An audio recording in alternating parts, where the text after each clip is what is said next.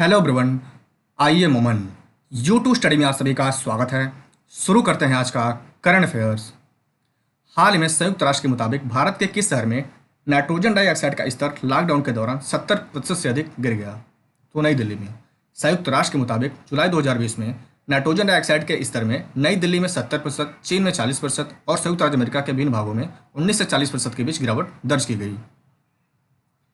भारत के किस शहर में कोविड-19 के लिए मेडिकल बेड आइसोलेशन के लिए आश्रय सिस्टम लॉन्च किया गया? तो पुणे में।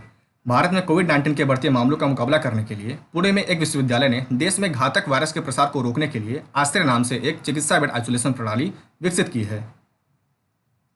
हाल ही में फ्रांस में निर्मित राफेल लड़ाकू विमानों की पहली के भारत पहुंचा। इसे किस कंपनी द्वारा विकसित किया गया है? तो दसाल्ट एविएशन के द्वारा। 2016 में भारत सरकार ने फ्रेंच कंपनी दसाल्ट एविएशन को 36 राफेल जेट बनाने का ऑर्डर दिया था। पहले सेट आने के साथ बाकी 31 लड़ाकू जेट्स 2021 तक भारत को पहुंचाया जाना है। कॉटन कॉरपोरेशन ऑफ इंडिया ने निर्यातकों को बढ़ावा देने के लिए किस देश में अपना पहला कॉटन वेयर हाउस स्थापित करेगा? तो वियतनाम में। कॉटन कॉरपोरेशन ऑफ इंडिया भारतीय सरकार की एक एजेंसी है जो कपास के निर्यात, व्यापार और खरीद से संबंधित विविध गतिविधियों के लिए जिम्मेदार है। हाल ही में किस भारतीय जलवायु कार्यकर्ता को संयुक्त राष्ट्र महासचिव ने अपने नए सलाहकार के रूप में नामित किया है?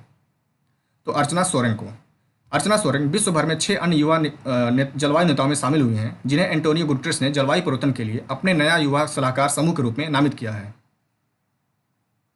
हाल में किस देश ने हाइपरसोनिक मिसाइल जरकान का सफलतापूर्वक परीक्षण किया है? तो रूस ने। ठीक। रूस का यह नया मिसाइल रेंज और सटीकता के साथ साथ हाइपरसोनिक गति के मामले में उत्कृष्ट मिसाइल है। अंतर्राष्ट्रीय बाघ दिवस हर साल कब मनाया जाता है? तो 29 जुलाई को। बाघों की आबादी की क्रमिक गिरावट और बाघ संरक्षण पर जागरूकता फैलाने के लिए प्रत्येक वर्ष 29 जुलाई को अंतर्राष्ट्रीय बाघ दिवस मनाया जाता है। विश्व वन्यजीव कोष के अनुसार विश्व भर में के वनों में लगभग 3900 बाघ हैं। हाल ही में किस मंत्रालय ने BIS केयर ऐप लॉन्च किया? तो उपभोक्ता कार्य मंत्री। उपभोक्ता मामलों के मंत्री रामविलास पासवान ने भारतीय मानक ब्यूरो का mobile app BIS care launch किया, जिससे उपभोक्ता स्वयं ISI मार्क और हॉलमार्क वाली उत्पादों की जांच कर सकेंगे। हाल ही में भारत के पहले सौर संचालित नौका आदित्य ने कौन सा अवार्ड जीता? तो गुस्ताव ट्रवे अवार्ड। 2017 में परिचालन शुरू करने वाला भारत का पहला सौर संचालित नौका आदित्य ने इलेक्ट्रिक बोट्स एंड बोटिंग में उत्कृष्टता के लिए प्रतिष्ठित गुस्ताव ट्रवे अवार्ड जीता। हाल में cricketer Stuart Broad 500 test wicket लेने वाले विश्व के 7वें गेंदबाज बन गए। वह किस देश के खिलाड़ी हैं? तो वह इंग्लैंड के खिलाड़ी हैं। स्टुअर्ट ब्रॉड ने वेस्टइंडीज के खिलाफ मैनचेस्टर में यह ऐतिहासिक रिकॉर्ड कायम किया। हाल ही में IMF ने कोविड-19 से लड़ने के लिए किस देश को 4.3 बिलियन अमेरिकी डॉलर की राशि दी? तो दक्षिण अफ्रीका को।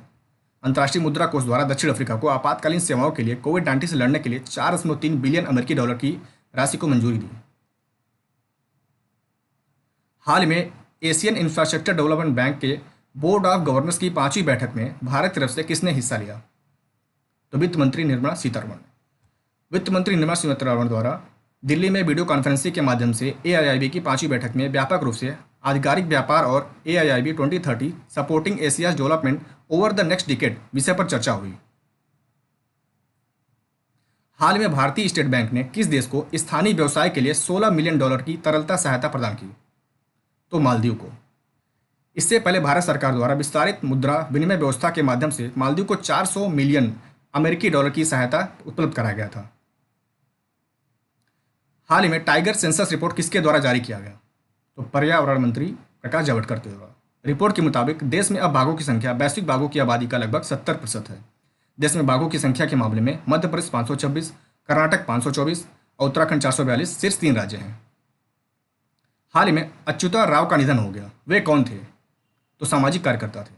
प्रसिद्ध बाल अधिकार कार्यकर्ता और बाला हकुला संगम के संस्थापक अच्युता राव का कोविड-19 के कारण निधन हो गया। Okay, if you like this video please like, share and subscribe. Thank you.